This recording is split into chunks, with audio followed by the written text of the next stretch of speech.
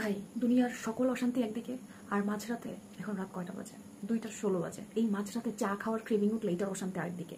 মানে আমি কোনোভাবেই আমার আত্মাকে কন্ট্রোল করতে পারি না যে আমি চা খাবো না। আবার আমি চা খাইলেও আমার বিভিন্ন রকমের অপরাধবোধ কাজ করে, কেন খাইলাম, সুগার খাইলাম, এই মাঝরাতে দুধ চা, হাই হাই, আমার হেলথের অবস্থা তো তহস নহস হয়ে যায়গে। এনিওয়ে, নিজেকে ইনসিস্ট করতে না পেরে আসছি রান্নাঘরে। এই মাঝরাতে আমি পাতিল নিয়ে আসছি, চা বানাবো, দুধ চা বানাবো। ইদানিং আমার এই যন্ত্রণাটা, এই সমস্যাটা শুরু হয়েছে কেন জানি, মাঝরাত হলেই আমার দুধ চায়ের ক্রেভিং উঠে। আমি বুঝি না, আমার মাথা রাউলে যায় কেন এই ধরনের জিনিসপত্র আমার হুটহাট করে মাঝরাতে আমার মাথায় আসে। আমি জানি না আমার মতন পাবলিকার কারা কারা আছে। আমি মাঝরাতে চা, মাঝখান দিয়ে চা খাওয়ার অভ্যাস একেবারে কমাই দিয়েছিলাম। মানে আমার খুব ক্রেভিং না উঠলে আমি চা খাইতাম না, কিন্তু ইদানিং আমি আমার আত্মাকে, আমার কলিজাকে কোনোভাবেই কন্ট্রোল করতে পারি না। আমার আত্মা আমাকে ইনসিস্ট করে, যা একটু চা খা, অল্প একটু দুধ দিয়ে চা বানাও, অল্প একটু খাবে। কিন্তু অল্প খাইতে গিয়ে আমি এই যে কত বড় মগ দিয়ে চা খাই আমি।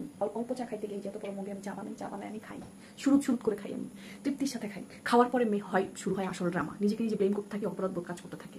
ভাই আমার আমার মানে আমি নিজের উপরে মানে কি বলবো, আমি বিরক্ত হয়ে গেছি। আচ্ছা যাই হোক, মানুষ বলে সঙ্গ দোষে লোহা ভাসে। ভাই আমি তো একলা থাকি, পুরা একলা একটা থাকি, একেলি ওরাত মানে আমাকে নষ্ট করতেছে কি ভাই? আমি কাকে দোষ দিব যে আমাকে অমুকে নষ্ট করছে, তমুকে নষ্ট করছে? একটা সিঙ্গেল ফ্রেন্ড পর্যন্ত আমার নাই। ফ্রেন্ড আছে মানে ভালো ফ্রেন্ড, বেস্ট ফ্রেন্ড, যান জীবন এরকম কোনো ফ্রেন্ড নেই। আমাকে নষ্ট করে কি ভাই? আমি তো নিজেই নিজেকে নষ্ট করতেছি, আমি তো নিজেই নিজেকে উচ্ছৃঙ্খল বানায় ফেলতেছি।